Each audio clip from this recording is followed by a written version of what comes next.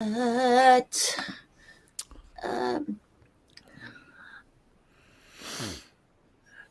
I figured we could get into. I want you to talk shop a little bit about the whole at large and all that shit that you're running for, and all right, or not, or we can just talk about whatever.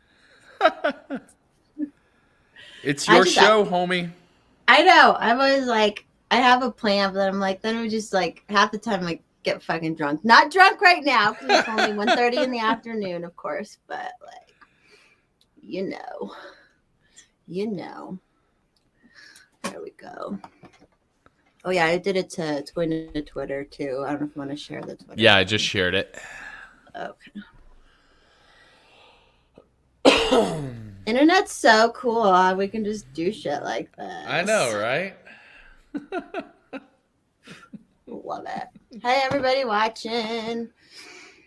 Well, first I just want to say, first introduce yourself for people who don't know you. Yeah. I'm Jeremy Todd. I'm originally from Alabama, currently live in Arizona. I was volunteer coordinator for the Arizona Libertarian Party. Mainly known as just some guy from Twitter. And recently host of Sell Liberty, which is sort of a side once a week episode on the Brian Nichols show. And Brian Nichols and I both run Sell Liberty. So that is SELL. Yeah, I think sale. SELL. Yeah, okay. Sell Liberty. CELL, we're all. No. Maybe I should clarify. Yes, Sell Liberty. And running for rep at large for LNC at the moment. So I think that's it. Mainly just guy from Twitter. Just a cool guy from Twitter. And I've met you in real life now, so it's yeah, IRL. Legit. That's what that was such a fun weekend. I'm I have with the whole COVID and everything, I just haven't been having that much fun. And so that weekend was so fun, and now I'm oh, I need to have fun again. Did you have COVID since then or before then? No, I didn't catch it. Everyone else caught it, but everybody else caught it. Yeah. Fuck, I had it the day it was over, and I don't know. You have some natural, magic, holistic COVID. I just think my nostrils don't work anymore because of things and reasons. And weed, and maybe it's true. That's what Justin O'Donnell says. Some drugs are cut with something that is an antiseptic or something. Huh. Not that I would know anything about Ajax powder. All right. Yeah. So what would a rep at large what would you be doing? Yeah, so the way the LNC is constructed is you have sort of a sort of an executive committee, which is the chair, the vice chair, the secretary, treasurer. And then there is more of a legislative voting segment. And it's broken up. The party is broken up into, I believe, 8 regions. And each one of those regions has a rep. And then if that rep can't attend the meeting, an alternate. And then sort of as a way to be more I guess, the Senate, there are 5 at-large positions, which represent the whole country, not just their region. And so because I'm moving literally the weekend after Reno, it is not feasible or possible for me to run for a region rep because I won't be involved in either region, essentially, at that point. So running for at-large. Yeah, technicalities, baby. But the whole mission here, I love Angela McArdle. She's got my full-throated endorsement to run this party much more effectively. And whatever I can do to ensure that this party, if it requires a yes vote or just simply not being an obstructionist, to sort of what we have on the LNC right now, where they take months to figure out how to basically write people up. If you've ever had a corporate job and got written up, I mean, they just spent a month writing up a member of the LNC because of it's called censure in this political world. But It's basically like a write-up at work, and they wasted a month on doing that. And so I have a platform where there are some things that I would like to bring to the table, and but really it's about making sure that none of the bullshit that happened in New Hampshire, none of the bullshit that happened in Massachusetts, Delaware, none of that is able to stand. None of the bullshit that happened to Karen Ann Harlos, none of that is able to exist or stand in this party anymore. So especially at a time like now when there's like actual fucking issues that we need to be dealing with. Not only are there issues, there is a massive opportunity for the liberty movement in front of us right now, because so many people after the COVID regime are starting to be sort of red-pilled and see that the world does not exist as they were taught in civics and history class in high school anymore. Parents are pushing for school choice to get their kids out of public schools. Our moment is now, and we can't be fucking around with infighting and wasting our time on petty disagreements and arguments. We have to be using all of our resources, as limited as they are, on seizing this moment and growing the people who believe what we believe. It's true. It seems so simple, but you know. You would think. But but if you've ever met a petty bitch, you know that it being petty can take priority, and that's essentially what a lot of people in charge of this party have been for a very long time. It's just a bunch of petty bitches who want to settle their vendettas and grudges and put that in front of saying, okay, I may not get along with this person, or I may disagree with some things that this person says, but I'm focused on the mission at hand, and these are my brothers in arms, whether I like it or not. So it's important to have some character in leadership in that way that says, look, you can hate me, I can hate you, but our mission is the same. And so we need to figure out a way to move forward rather than spending time trying to undercut each other. Yeah, and have like this like binary thing. That's, I think, a lot of us can get along so well because we're like, we just want to get along and like push the message forward. We're not going to go look into each other's lives or tweets or whatever and just be like, oh, we can't be doing that or whatever. It's just so wasteful and so stupid and like, So were you always involved? Like, how long have you been like actually involved with the party? Like, actually? Oh man, not so. It really was around last year, 2020. Towards the end of 2020, I went to see. So 2016 was my first year voting Libertarian and sort of leaving the two-party system and diving in and learning about the principles of liberty. And it was really just sort of like a watching from a distance for a while. Then we moved out to Arizona. I needed to make some friends, and so I went to the Spike rally, and then followed that up by the Joe rally. Met Lauren, met Sarah, met a lot of the great people involved with the LP. Went to the convention in 2021, and there was a position on the board that was volunteer coordinator, and the person didn't show up to the first two meetings. And so Lauren and Sarah were basically like, you should appoint Jeremy. And so that's when I got involved. So it was probably early 2021, around this time a year ago, that I started getting active and involved in the party. Other than just being a voter, a cheerleader, that sort of thing. A cool Twitter person. Right. That's all thanks to Reed Coverdale and Dave Smith, ultimately. Like getting you onto like Liberty Twitter, or yeah, basically making me a person. That it was because it was really just awkward group chats before that that would bully strangers for no reason, and that was not my vibe. But Why does that happens so much? I, The group chats and the Facebook groups. I've been off Facebook forever, but I noticed that the Facebook groups would turn into little gangs and shit too. And it's like, what the heck? dude, is going on, let me tell. There is nothing more toxic than Liberty Facebook. Holy shit! If you think Liberty Twitter is bad, man, we get along so well compared to Liberty Facebook. I like dipped my toe in that, and I was like, nah, fuck this. These people are insane. So that's where, if you ever are like, what are people fighting about? I don't understand. It's on Facebook. You're just blessed to not be on Facebook. It was funny because right before I got off Facebook, I actually had started kind of like I was a little bit into libertarian anarchist Facebook, and that must have been right before. That was right before 2020, right before everything just started went to shit anyways. But I remember noticing that people are crazy. Yeah.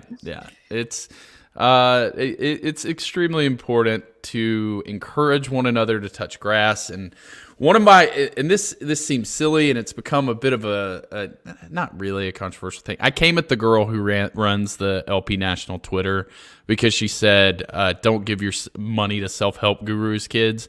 And I thought that was just kind of a shitty, underhanded thing to say, especially right after Tom Woods announces his School of Life, where he's going to have a membership and he's going to bring in experts on everything from land ownership to how to be an entrepreneur and start a business and all of these things that we tend to suck at. And I thought that was just kind of a shitty, underhanded thing to say. And plus, I don't know about you, but I've invested in conferences, conventions, different things like that from these self-help gurus, right, who write books and all this stuff. And I've always found it to be an incredible value and a positive return on investment to keep me motivated, to help me set my goals, to help clarify. So one of my pieces of the platform is that I don't know if you know this. We spend 30,000. Have you ever gotten the little LP news? I remember. Talk the about newspaper. It's somewhere in the neighborhood of $30,000 to $40,000 to send those out. $30,000 to $40,000. It is absolutely absurd the amount of money we use to send those stupid things out in 2022. Instead, I would like to see us bring in better speakers to conventions, better workshops for our people, things that are going to grow our members, because I've always been a believer that until we get better, the party will never get better. It requires people ultimately run this shit. So the better and more effective we are as people, the better the party will be. But you have to bring in experts in order to do that. That's what any great company or organization is going to do. So, anyways, that's my solution to people being crazy and awful to one another, is that if they had gone through some kind of training or experience like we have, it becomes a lot easier to have empathy and understand other people and not take yourself so seriously, not get into these drama-filled nonsense. It's like basic social skills stuff. That's what I know. Yeah. Like there's some basic socials, which I know the internet's screwed up anyways, but then it's like there's just basic social skills shit, like telling people to disavow people. Like, you don't do that. You don't. That's not something you do in life. No, not at all. It's so silly. Not at all. Dumb. It is. It really is. And so we've got to get better. We could throw some bomb ass parties with that $30,000. Like, we could throw some fun parties. Look, I'm just saying. Everyone loves a good party. Like, that's it. Yeah. And that's sort of the idea of Touch Grass. That's what we wanted to do a bit with the AZLP convention, and why it carried a $250 ticket price is because we were trying to throw a hell of a party, and we wanted it to be in a great venue and location. We wanted to bring top-notch workshops for people and top-notch entertainment, and to have a good time and network. That's it's not all just business meeting, voting, and all that. It's really important to, Did you grow up religious?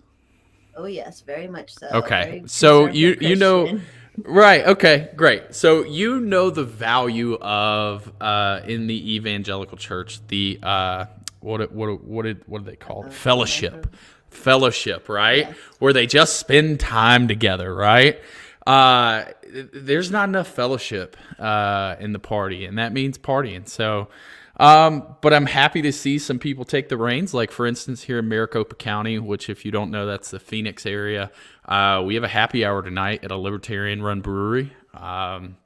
And it's going to be a good time. Yeah, Lauren's going. So, Give Lauren a kiss for yeah, me. I sure will. Yep. I get to see her tonight and then Saturday night, too, for her husband's birthday party. So lucky. I know. Yeah, though it is all about fellowship. Like, even before I was more involved with the party, and at the end of 2020, when I started making all these friends off Twitter, I'm like, okay, this, like, and all my other friends, like, were like, fuck off, crazy bitch. Like, so I'm like, okay, I need to start meeting these people. And, like, I just started throwing these parties. Like, once a month, I throw a party, and I get a couple more. Like, there's been some that have been there since the beginning, and, like, there's always new people coming along. And it's just, like, hanging out, partying, having a good time. We all have different backgrounds, different lifestyles, but we can all get together and, like, hang out and party. It's not that hard.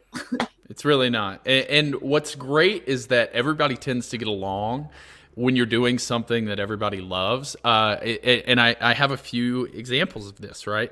So the chair of the Sex Workers Caucus lives in Tucson. I'm not sure if she's still chair anymore or not, but I've had multiple brunches with her and her girlfriend up here. We threw pool parties, and it was great because there was Mises Caucus people there. There were people from all over, and everybody's just having a great fucking time because it's poolside brunch when it's 110 degrees outside. Who's having a bad time? And then, you see, God, that picture from the Georgia convention of, like, the Black Mutualist guy and Chase, who are some of the most annoying reply guys. Just hang with you. Why? Because they were like, let's go get Mexican food. Everybody loves Mexican food. Let's go have tacos and tequila. It's amazing how much better everybody gets along when you're doing something that everybody likes and you're in person and enjoy it. So it's so crucial to get off the internet and go meet these people in real life. Force it. I started, part of the reason, like, I was able to throw those brunches is I just started a group chat with everybody that was in sort of my county area. And we're like, fuck it, what are you guys doing this Friday? What are you guys doing this Saturday? And it's led to a couple of these really good events. And I don't know, it keeps you from going nuts, man. It keeps you from hating everybody. Well, and the more and more people that come and they're like, gosh, it's just so nice to have someone to talk to, where it's like, I can talk to you about, like, this stuff. I'm in the chat. Libertarian Squirrel. I talked to him the other night. He's going to try getting involved. That's true. The conventions are expensive, but hopefully the LP, because I think he's in North Carolina, the LP there, they got it. They should get you into a Discord or something, and then you can start that someone will be hosting something somewhere, Squirrel. Like, you just got to find, and if not, start one yourself too. Like, that can happen too. Yeah, it's again, what I did is it was all Twitter, and it was right after, like, the no libertarian under 1K thing. I started, like, okay, it would be really nice to know who's local to me. So every time I would come across a profile that was Arizona or Phoenix or whatever, I would add them to this list that was just Arizona libertarians. And then eventually, like, I added a couple to a group chat, and then that's how you network.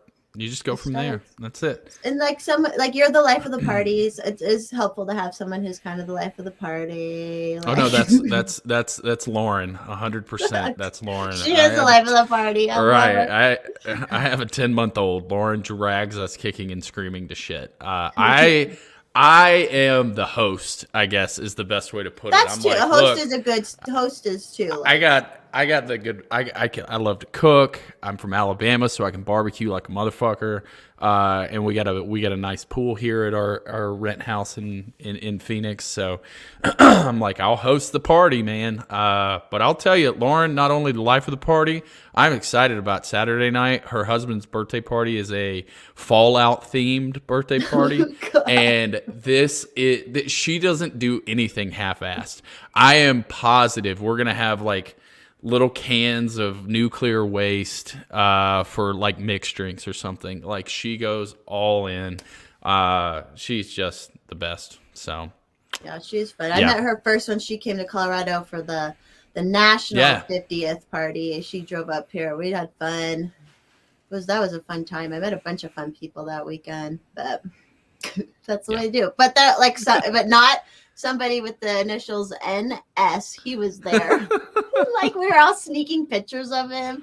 And I don't know if you saw the picture where he's like, I did. I had it saved. Remember? I was like, oh no, you asked for it and I deleted it the day before. I was like, yeah, I got one baby copy pictures, of it, man. But it's like balls. It's like balls for his head. And I'm like, well, it's not for me. So. God, he's so I have to tell you a story about NS. And we were at Freedom Fest up in South Dakota. Which you want to talk about an expensive event, that one.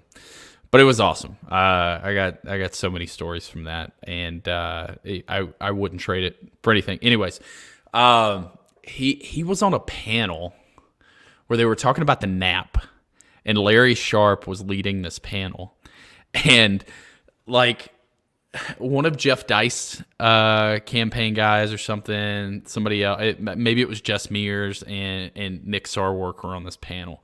And we're in the audience, and the guy from Jeff Dice campaign team talks about an instance where this guy, he was at a restaurant or something, and this guy had busted out his back window and stole his set of golf clubs. And so he got in the truck and like followed the guy, found the guy, ripped the golf clubs out of this dude's car and like threatened him with the golf clubs violently. And I swear to God, this was Nick Sarwark's take. The dude who broke into the car and stole the golf clubs did not commit a NAP violation, but for you chasing him and threatening violence, you did violate a NAP. Guys, Larry Sharp's face like fell out. The crowd was like booing and jeering Nick Sarwark loudly. It was glorious. It was one of the greatest moments I've ever seen.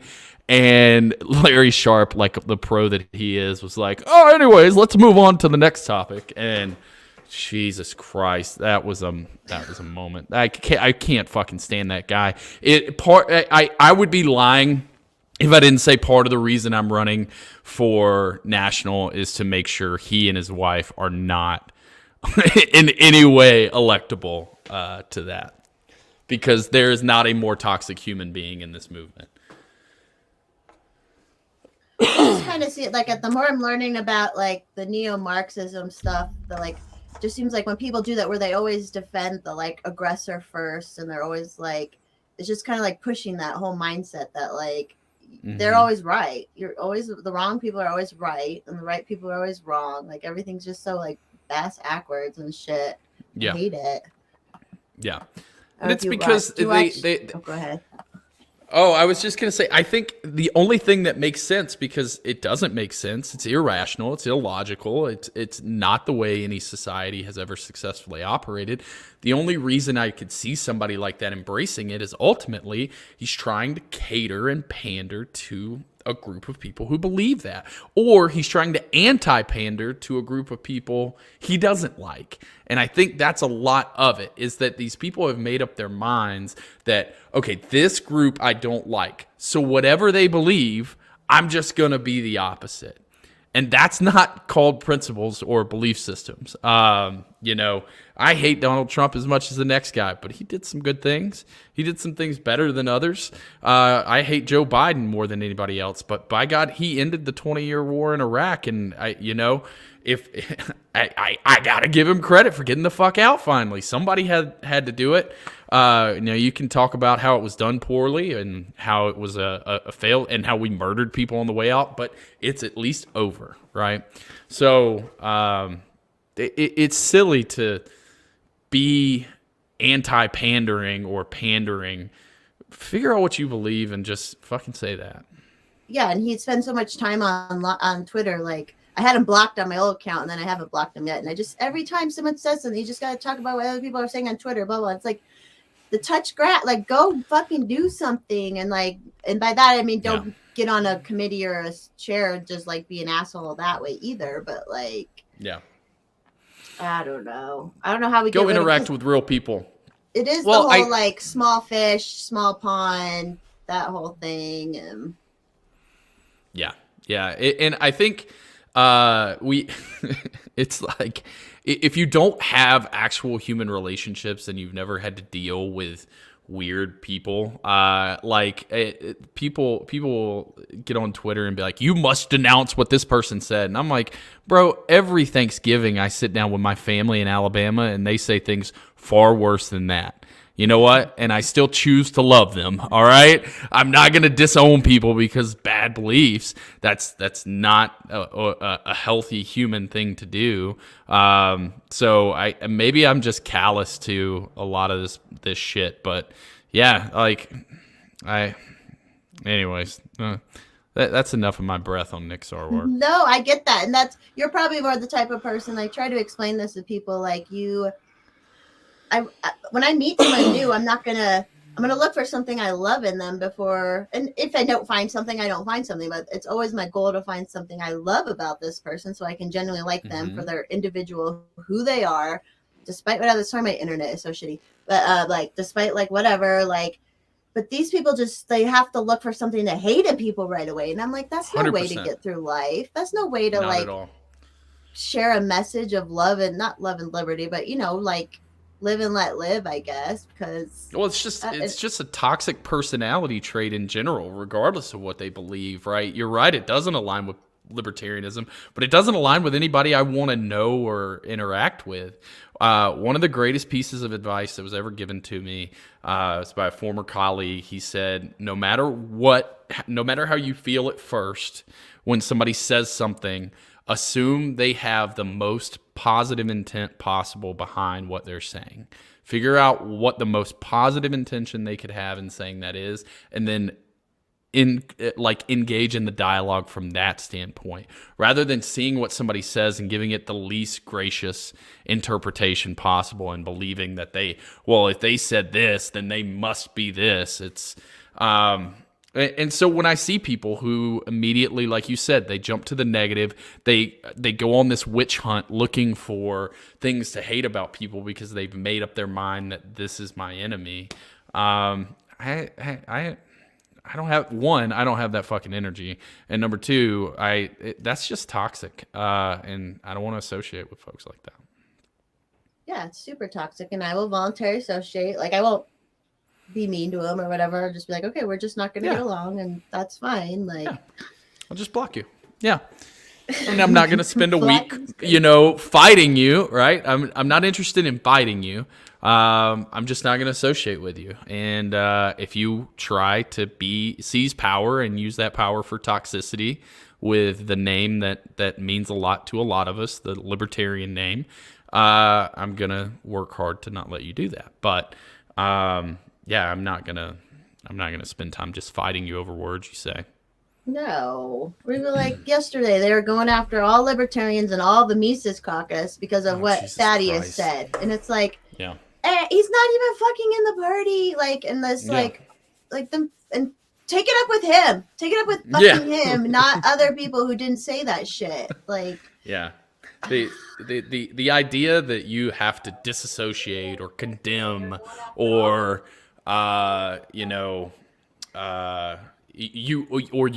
this is my favorite one. Why would you platform somebody who has that belief system? Because you know what? I guarantee you one thing they didn't talk about was that. They weren't platforming him for that reason, except Clint, who, brought on Eliza to counter all of that, which I thought was a great conversation and debate. But otherwise, nobody has platformed him for that. Like, that's not, people can have, it's like, we'll go back to Thanksgiving, okay? If let's say, hypothetically, my uncle is a crazy racist and flies a Confederate flag in his yard, hypothetical, right? But this dude can tear down diesel engines better than anybody I know. I'm not I'm not taking a diesel engine that needs repaired to my uncle. Period. That's it. But I didn't go to him because of his belief system. I went to him because he's good at repairing diesel engines, right? So if somebody is coming onto a podcast and we're talking about X, and I can still have an issue with Y, right? But I can still find value in the X. And that's what you're talking about earlier. I'm going to try to find things that I like in people. Now, don't get me wrong. So the belief Thaddeus says, I don't want to associate with that guy. But I'm also not going to I'm not going to throw everybody who's ever had a positive conversation with him into the same belief system and boat that I'm going to throw him in. You know what I mean? Like, you're right. Go after him. Why is this being labeled as us? And I think they were going, all these like disruptors were going all about it yesterday. Like, there's people I block because I can tell they're just disruptors. They're the people who constantly complain. And it's like, go fucking do something with your energy. If you have all this energy to be digging up all this shit, like, go fucking do something, you know? And that's a great word, right? Yeah. And those are and I know we started with like touch grass, hang out with people, go places. But what we're talking about here are intentional disruptors. They have no positive intention whatsoever. Their entire goal is to tear down and not accomplish anything, not to help in any way. But it is to be disruptors. Those are the people that you need to remove. I feel like some of them got to be getting paid, man, because some of them are like, all they fucking do. It's like, and you know what their main argument is? Well, this is why libertarians are irrelevant. Well, motherfucker, for a bunch of people who are irrelevant, you sure spend a whole lot of time dedicated to talking about us. You know what I mean? Yeah, and if you're irrelevant, why are you talking about them? First of all, why are you not doing something else? Like, it's just like, I made a talk about your post. I made a post a minute ago or a little bit ago where I'm like, I'm so mad you platformed this person I've been talking about for 48 hours straight. Like, they don't get that they're like adding to it. Yeah, you know? Exactly. Which is why a lot of times when this controversial drama shit comes up, I don't say a word.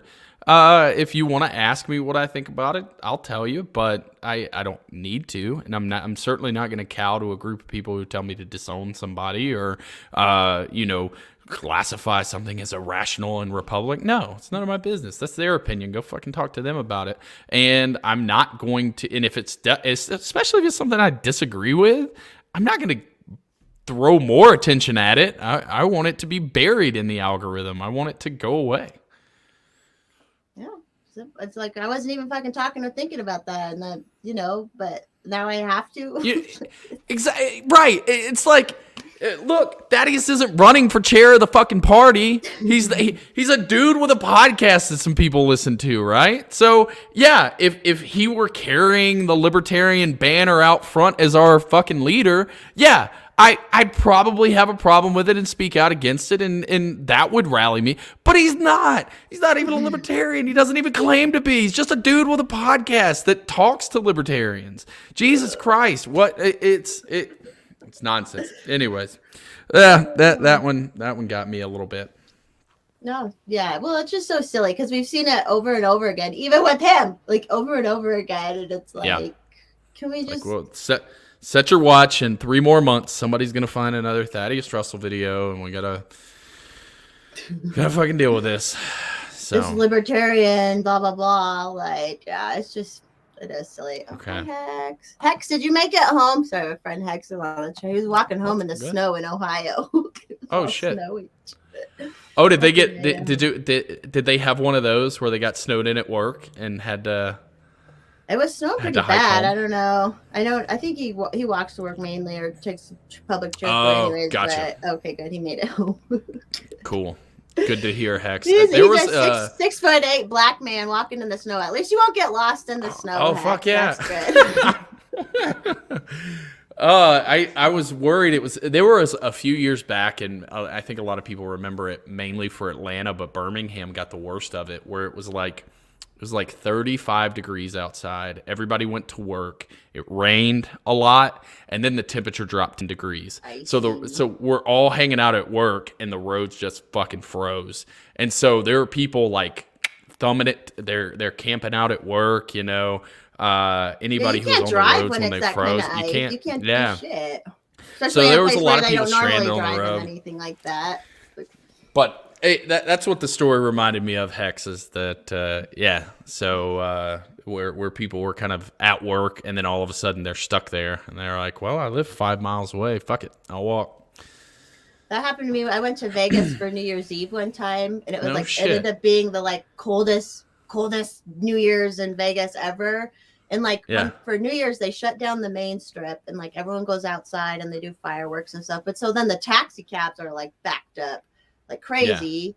And so I was at the Wynn at one side, but I was staying at the MGM at the other end, and like we're like, oh, we could wait 3 hours for a taxi, or we could just fucking walk. it. So Yeah. I was walking in like flip flops, and I was ice and piss all over the sidewalk and shit. Here's the big question: were the guys out there slapping the prostitute cards they and were handing still them to out there. dude?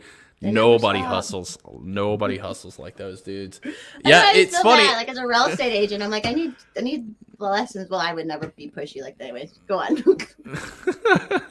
I just take them. I always do. And if one of them doesn't offer, I run up and I take them. I'm like, give me these. How many you want to give me?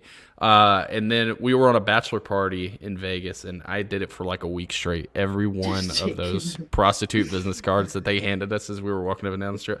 And we got a buddy of ours who was married, super drunk. Like he was in bad shape the next day. And when we were leaving, he was in the bathroom. We filled his suitcase with all of those cards. No. So when he gets home and his wife unpacks his suitcase and opens it up, it's the first thing she sees is thousands of prostitute advertisement cards. That's great. That's a good spilling one. out of his suitcase. Yeah. That was a good time. Are you excited for your move?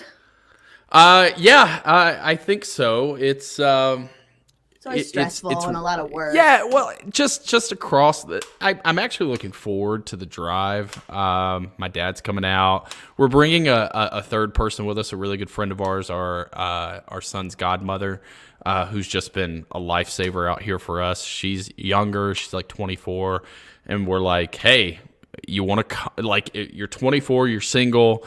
This is a great time to move away from where you've always lived and go on an adventure. And in the back of our heads, we're like, it'd be great to have a babysitter when we get there. And so we're moving a whole group of 3 out there. But it's going to be interesting finding a house that works because she's got her own dogs. And we want her to have sort of a separate, almost basement apartment deal. So we've either got to find a duplex or a house that's got sort of a second kitchen, a basement apartment. Then you got to find jobs and all that sort of stuff. And as you know, being in real estate, we're gonna have to buy a house over fucking FaceTime probably, and we're gonna have to get approved for the loan without an actual pay stub, just with an offer letter. So is the market crazy where you're going? Is the market crazy where you're going? It's a college town. From what I can tell, research wise, the most expensive city in Kentucky, in Lexington. It's where University of Kentucky is. But I mean, I just don't know yet. I don't know if it's crazy. The prices seem a little high, especially when I start looking an hour outside the city at other places like the state capitol in Frankfurt, up in Covington, which is south of Cincinnati. Prices seem a lot lower, which leads me to believe that the market's going to be pretty fucking nuts. It's so nuts here. Like I have a client right now. All of them. I have a lot of long-term clients, but I have some that are like, "Oh, we need to do it now." And I'm like, "Okay, we're gonna try." And we're already 6 offers in, and that's what I have to do tonight. We have to go look at more. We just gotta I have to look at a ton more this weekend and hope we get one of it's so stupid and crazy. And they have a strong offer over asking all the bells and whistles an offer can have, and it's still not good enough. Like all these places are getting 20 offers. I'm like, who's moving to Denver to this? And it's January or February now. Like, ugh. Yeah, exactly the same here in Phoenix. We had some friends. It took 18 months and 53 offers to finally buy a house. And what's crazy is there are a lot being built here. Phoenix is a very sprawling city. If you guys don't know, it takes an hour, 45 minutes to drive from one corner to the other. It's a very big city, and it's still building, growing, and expanding.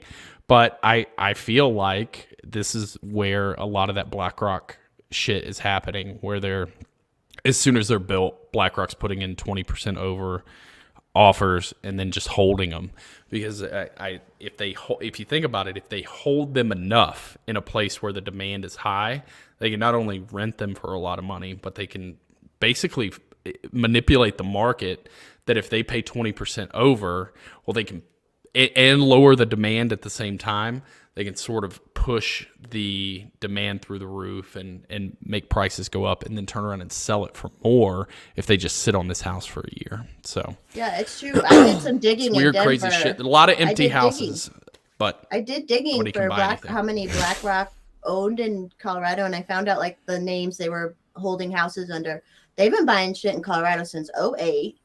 I found just under 3 different like business names that are them. I found around 4,000 houses along the Front Range of Colorado that they just own, you know, and like, they hold them empty. There's all these, and it's like, we need the inventory so bad. Same thing here. They're building everywhere. They're sprawling everywhere. They're filling in anywhere within the suburbs they can. And it's like what is, it's so, and it's been like this the whole time I've been an agent, because once legalization happened out here too, like our market just went crazy. And I'm like, can we just have a crash or something, or like where a buyer actually like, because it's all price ranges. I had people who could pay between 700 and $1 million, and same thing. It took us 30 offers before we got something, and they were like, they could spend a lot of money, you know, but it's just like, it's just so wild. Like when people say, and now like people say real estate's easy. I'm like, when you're on the buyer side, it ain't easy. Like, you're because I don't get paid right. till I close, so I don't make any money. And sometimes people give up, so then I just put all that time in, and I never get paid for it, you know. And it's like, it is so much work, but I like it. I do like it, but. I hope a crash is. I'm like that millennial, that meme where the guy in the yellow jacket standing behind the tree, and it's like millennials waiting on the housing market to crash. But also, I'm like, man, am I gonna pay rent for another year, and then the houses are double this in another year? Like, shit, what is? It's a gamble. Where is the top where it's going to crash from, and then what's it gonna crash to? And so, I don't know, man. They kept saying out here, it'll plateau. And then 2020 happened. It didn't even plateau at all. It just even kept going up during this whole mess. Like, and it's just like, it doesn't make any, it's so manipulated. It's so like. Yeah, it is. And here you just like people who just want to get their foot in the door, buy a little condo, you know, like. Yeah. And they can't. It's crazy. It's like, it's like they took a page out of the De Beers, out of the diamond market, where because they have all this inventory, but they withhold it to basically shorten the supply. They make more money off of diamonds because they're just holding it, limiting what's available, so people fight over the inventory. When in reality, if all of the ones that are just sitting empty were for sale and occupied by humans, prices would go down. So nice. It's one of the it's one of the things where it's like, is that truly a free market? And it's where a lot of these people who believe like rent is theft, or land ownership or property ownership like that is theft. It's because great big corporations like BlackRock buy up a bunch of stuff, make the market as expensive as possible, and just sit on empty property. It gives their arguments credence, unfortunately. No, it's true. And they get mad at like the family I come from, where like my parents have a couple houses. They get mad at like the people who have like 2 houses, who are like upper middle class, instead of like these huge corporations, you know? Yeah. Yeah, that's the actual issue. And trust me, it's Phoebes is in there. We call these people commie scum. Yes, I agree. Rent is not theft. But there's something to be said about restricting the inventory in a market, restricting the supply in a market in order to maximize profits, especially when it comes to something like home ownership. You know, imagine if your power company, because they've got kind of a monopoly, just stopped producing as much electricity. And so there were shortages. And so in order to ration those shortages, they raised the prices. And it was a net positive for them. You can say, oh, well, it's their property. But it's kind of a monopoly. There's a lot of, I guess what I'm saying is I hate big corporations that give credence to these commie scum because they make poor ethical decisions. I feel like they are as much the enemy a lot of times as government can be. But it's because they're able to do it because they're in the bed with government. Government is backing them up. It's printing the money that's going for them to buy these houses.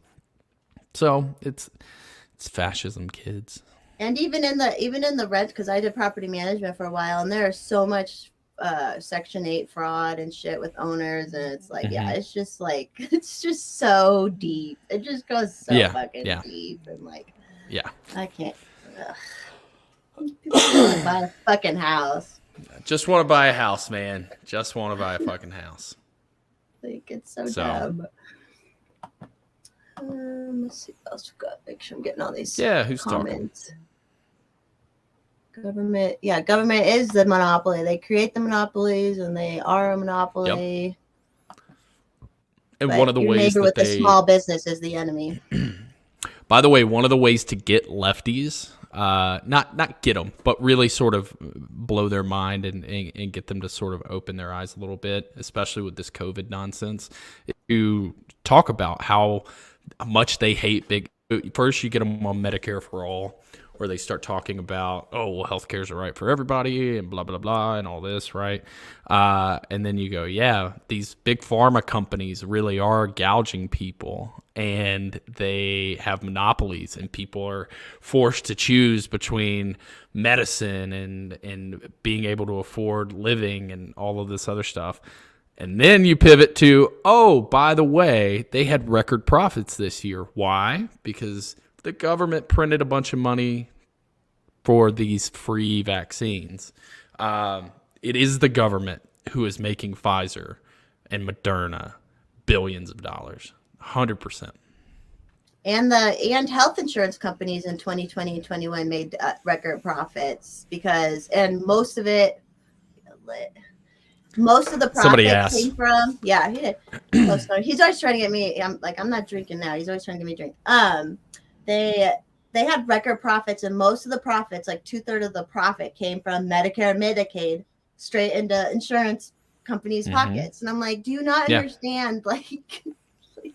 It's what, and this is kind of what we like to do on Sell Liberty, is bring in experts who are good at sales and break down these issues and say, okay, how do you have this conversation that changes people's mind? And I want to give you guys one on this topic. My wife is a veterinarian, so I have some insight into what the closest thing to free market medicine we have in America looks like. Because when you go to the vet, there's very rarely any insurance. Pet insurance exists, but a lot of people don't carry it because it doesn't make a lot of sense. So you just have to pay for things out of pocket.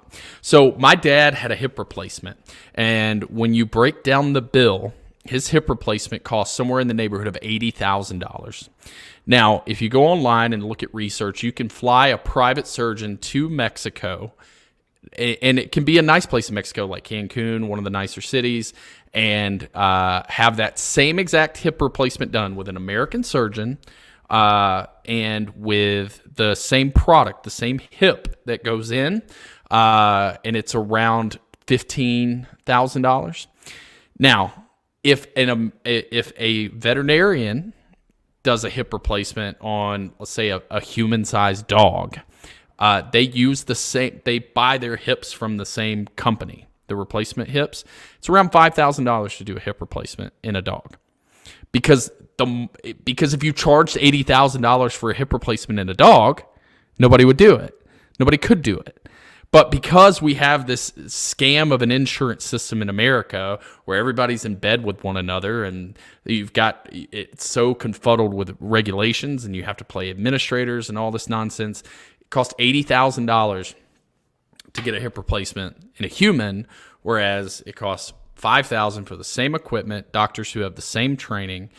Because like the vet you go to down the street doesn't do hip replacements. Like you have to go to a specialist who only does orthopedic surgeries and has the same equipment and all of this stuff. But that's the issue. It is that Medicare for All just wants to write a blank check for $80,000 for everybody and then make the taxpayers fund it. Okay? Whereas the reality we should be facing is asking ourselves, well, why do things like this cost $80,000? Why do they cost $150,000?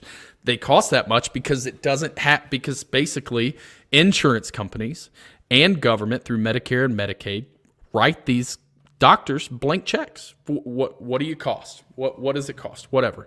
And they pay it. And so that is how the cost of all this stuff has gone and gotten outrageous. Whereas if you had to pay $80,000 for your hip replacement, you're not getting the hip replacement. Well, that's actually bad for the hospital and the doctor and the company who makes the hip. So prices would have to come down to meet market. They would have to find solutions that do it. And we have proof in free market medicine that can be done. So when you have conversations with lefties about Medicare for All and all of this stuff, talk about reducing the cost of healthcare. They eat that shit up because that's what they want. But you have to frame it in that Medicare for All doesn't reduce the cost of healthcare. It just pays for it by taking your tax dollars and making everybody pay for it. If we reduce the costs first by eliminating insurance, all of these different administrators and things that get in the way, then your argument makes sense. But until then, it doesn't. And what's funny is if we ever did get to the point where we had free market healthcare, people wouldn't be clamoring for Medicare for All. And people would take more responsibility, be more healthy, I feel like. And I feel like, because I have a direct primary care, I should have insurance as well, awesome. But I don't. But like, yeah, it's $1,000 for me for the whole year. $1,000. Yep. I can go in whenever I want. All the tests I take are at cost. There's no additional like insurance charges on top of your testing. You have to pay on top of that. And I'm like, I pay everything at cost. It's preventative. You know, I go in every year and we test it's preventative care. It's I only go once. I pay $1,000 to go basically once a year, but just in case I need to go again, I'm like, it's still cheaper than that I used to pay. When I was 19, I was paying $300 a month in insurance. Like what the fuck, you know? So. And I've heard they're starting to do direct primary care, like surgery centers, and like they're trying.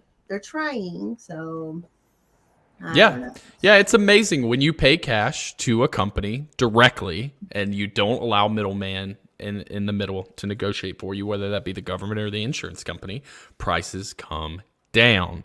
A great example of that is college, right?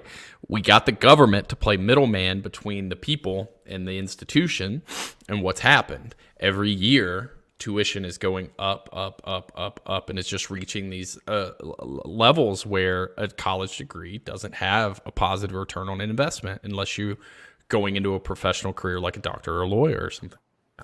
And it's because you have a man the middle in the negotiating, right? Well, the negotiating a three-party negotiation oftentimes is a win for two and a loss for one.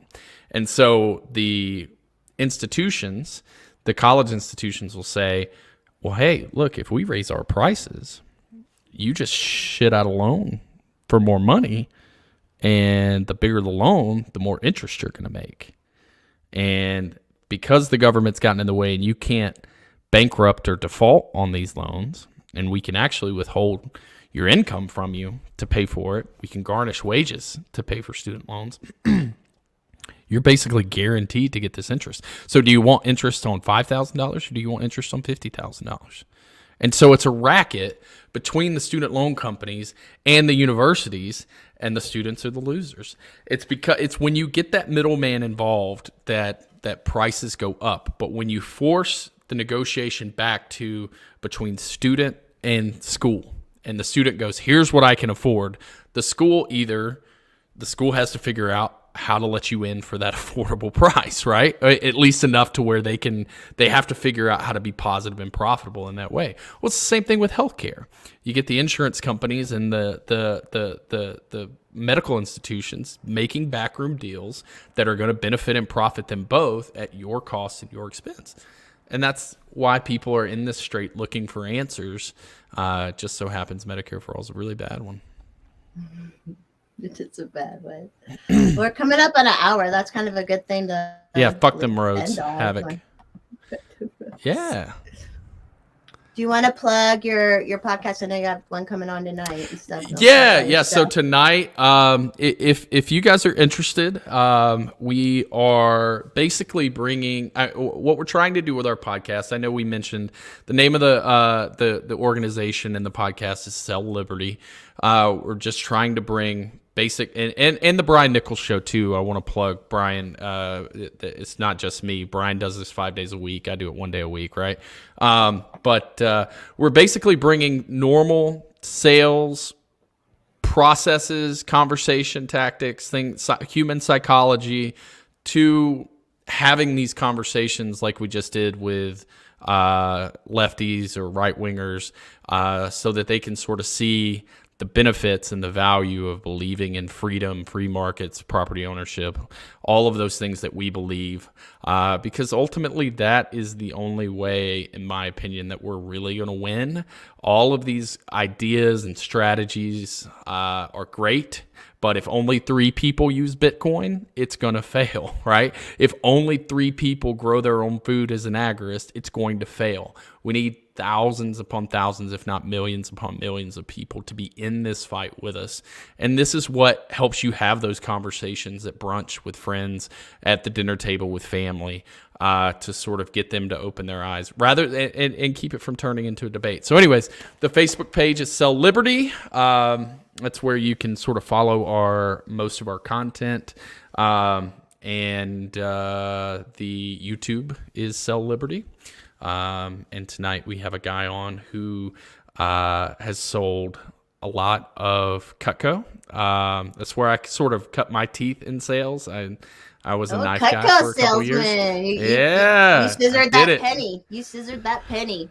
I scissored so many pennies, homie. But this guy's actually good at it. I was not great at it. I did it for 5 years, ran an office. But this guy, like, he is very good. He's one of the top in the company currently, still does it. And I'm going to talk to him a little bit about motivation. Because as you know, as being like in real estate, it's really up to you to work. Nobody's there saying you need to make your calls, you need to do this, you need to do that. And I think in our libertarian circles, it's easy to fall into that. Well, I just won't do anything. You know, I'm just frustrated. And I don't want to violate the nap, so I'm always like, I don't need to pee. Right. So it's we're gonna talk a little bit about that tonight. His name's Steven Decker, and I'm excited. 6 o'clock Mountain time. So awesome. Yeah, that's me, J Todd for LNC. The number 4 LNC.com is where you can go check out my platform for Libertarian National Committee, and at JTodd601 on Twitter. Awesome. Well, thanks for making time and coming on. We'll do it again sometime. I would love to. Yeah, we can talk about other fun stuff too. I'll get drunk. Yeah. I'll get more fun. I would love Drunk Forest Mommy live stream. It'll be a good time. All right, we'll do that. Because I'll get drunk right with you. Hell yeah. Hell yeah. Bye. Bye, everybody. Thanks for watching.